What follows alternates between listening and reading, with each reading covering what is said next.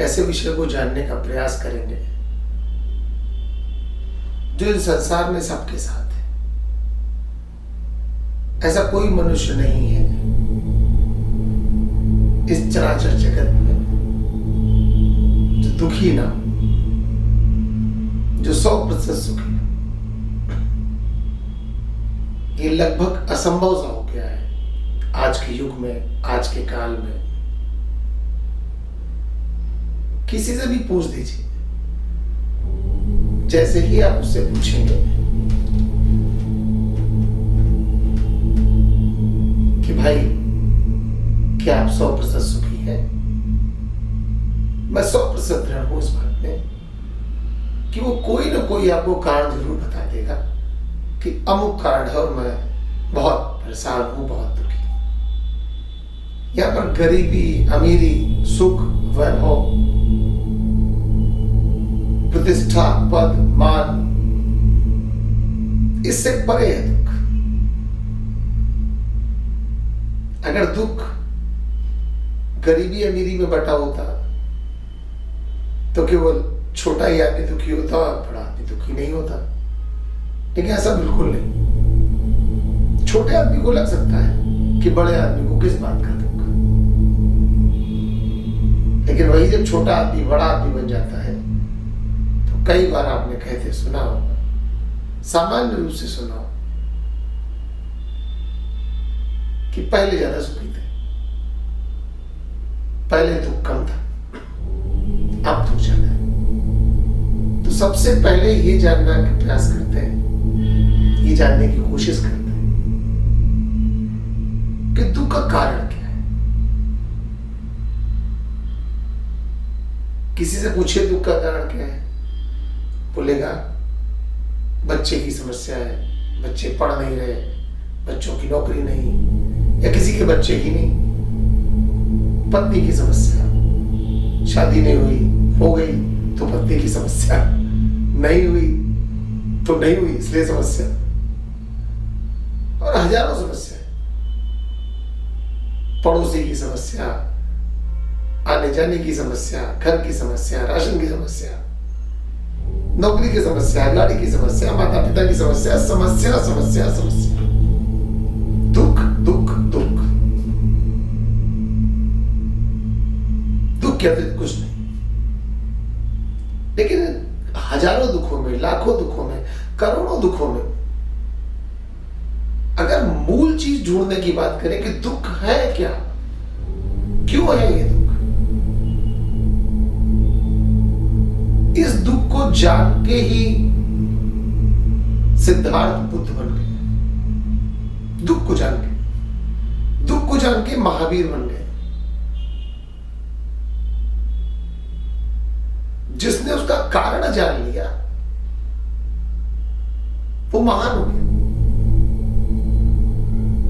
दुख के लाखों करोड़ों कारण नहीं है, दुख का एकमात्र कारण है।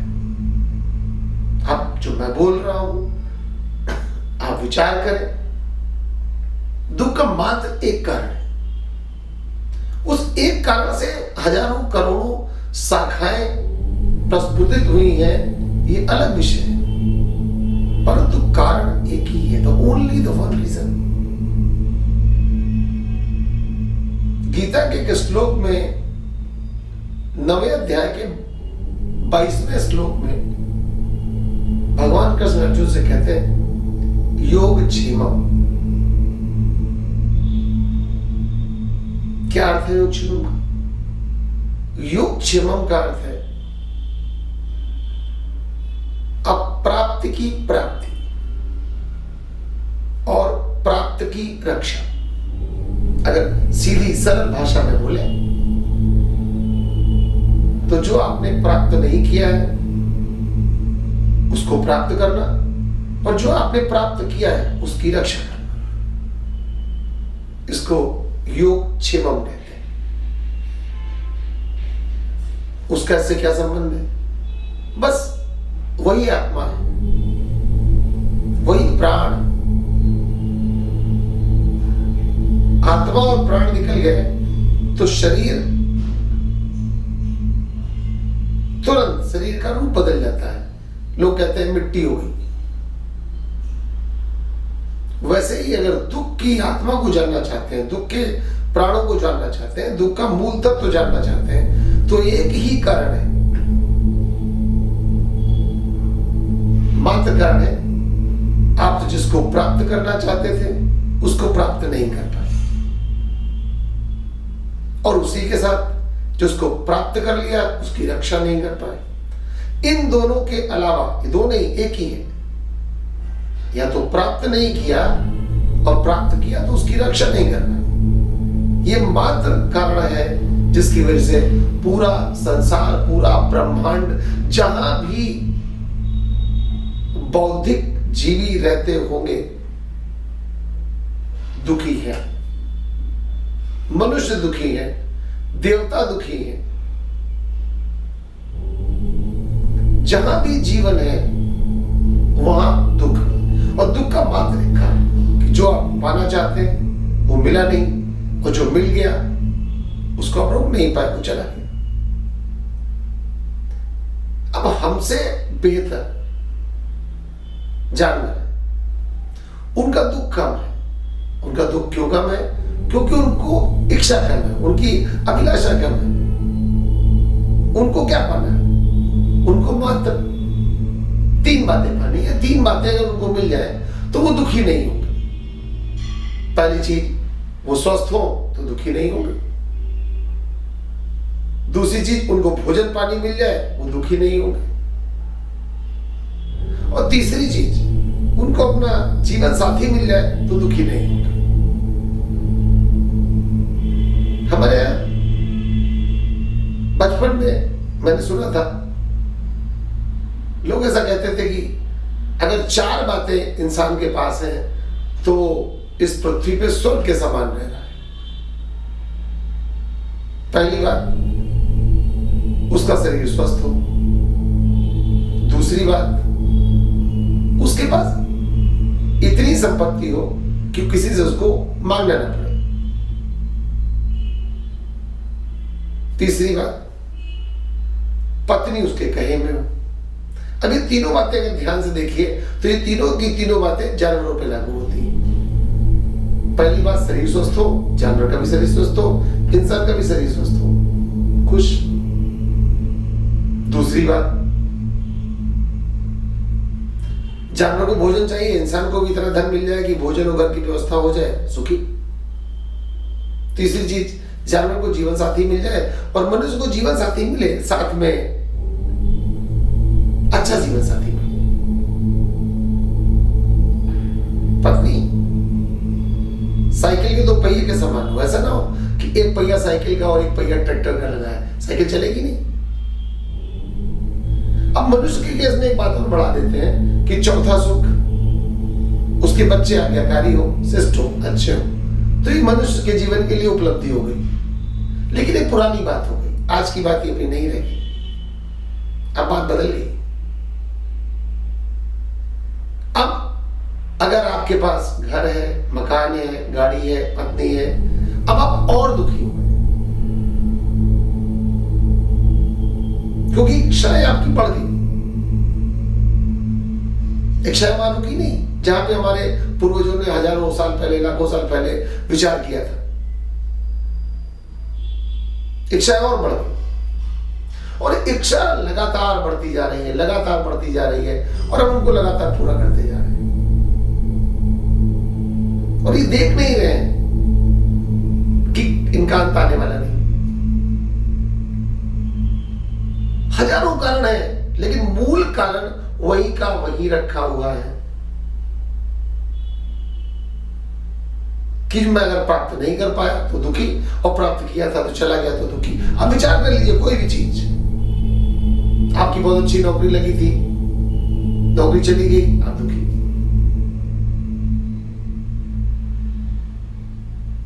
आपको बहुत अच्छा घर मिला था, अभी घर चला गया, आप दुखी। या तो मिला नहीं तो दुखी, मिल गया, चला गया तो दुखी। तो दुख का मूल कारण वही है। इसलिए इसको अगर बाइफरगेट कर दें, इसको अगर विभाजित कर दें, तो विभाजन में बहुत सारी बातें आती हैं। अगर उनमें से कुछ चीजों में हम अपने आप में परिवर्तन करें तो निश्चित तौर पे आपको बहुत हद तक, जितना आप उसको फॉलो करेंगे उतने हद तक आपका दुख कम होगा, इसमें कोई शक नहीं है।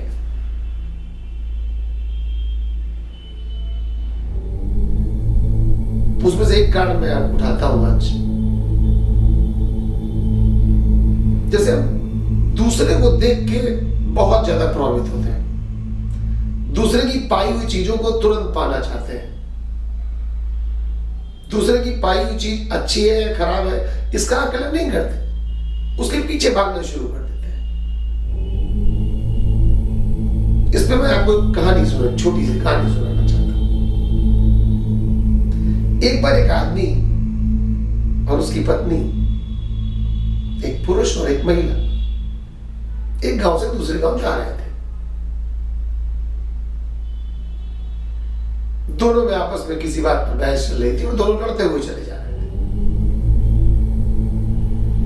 एक गांव से दूसरे गांव के बीच में कुछ और भी जगह गांव पड़ी और वो चले जा रहे थे।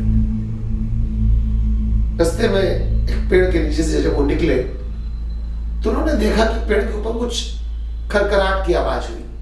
दोनों की नजर ऊपर पड़ी।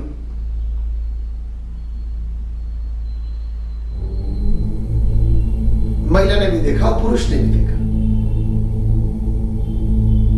ऊपर एक बंदर एक बंदरिया को केला खिला रहा था। दोनों ने देखा, दोनों फिर आगे की तरफ बढ़ गए और उनका झगड़ा चलता रहा। उनको जहां जाना था वहां गए, बैठे, मिले और वापस लौटे। लौटते समय भी उनका झगड़ा चल रहा था, झगड़ा नहीं रुका।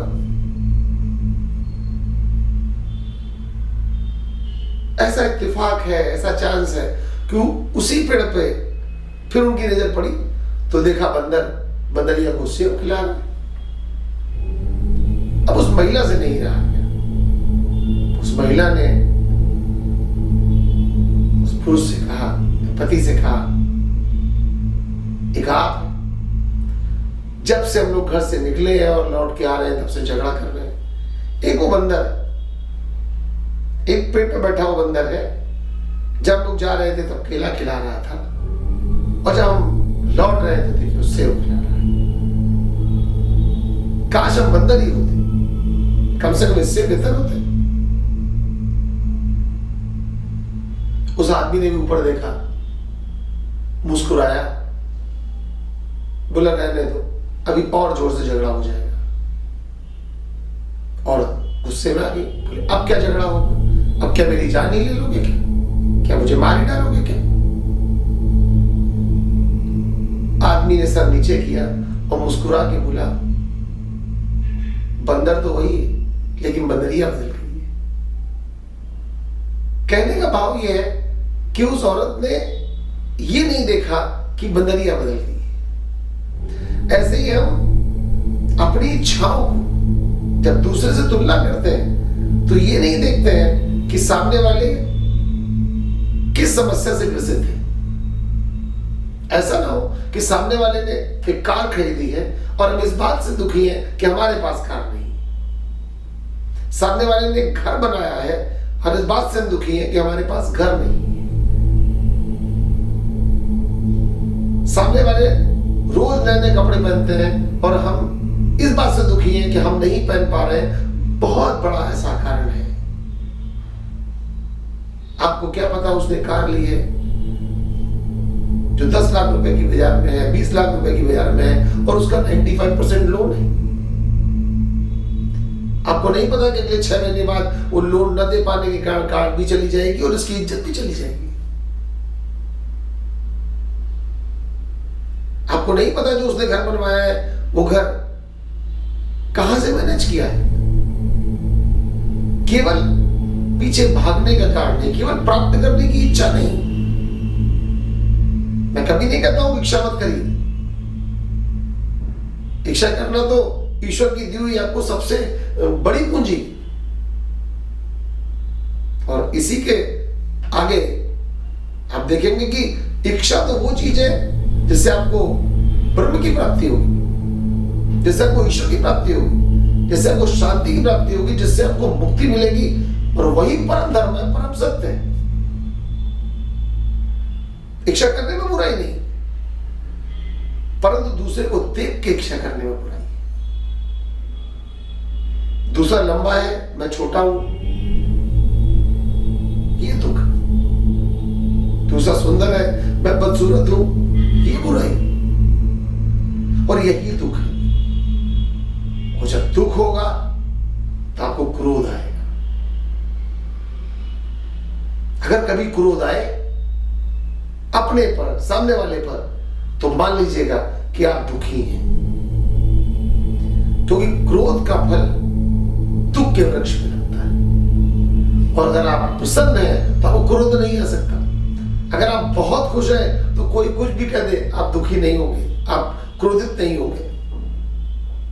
तो अगर क्रोध आए तो पहचान लीजिएगा कि आप दुखी हैं, भले कितना भी आडंबर करें, बड़ी कितना भी आप दिखावा करें, आप अंदर से दुखी।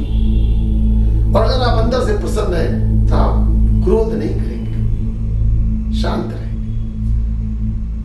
तो दो मूल बातें कि प्राप्त करने की इच्छा और प्राप्त करने के उपरांत उसकी रक्षा न कर पाना दुख का कारण है। और उसकी पहचान, यदि आप क्रोध आता है, आप बहुत क्रोधित होते हैं, तो आप मान लीजिए कि आप दुखी हैं, आप प्रसन्न नहीं।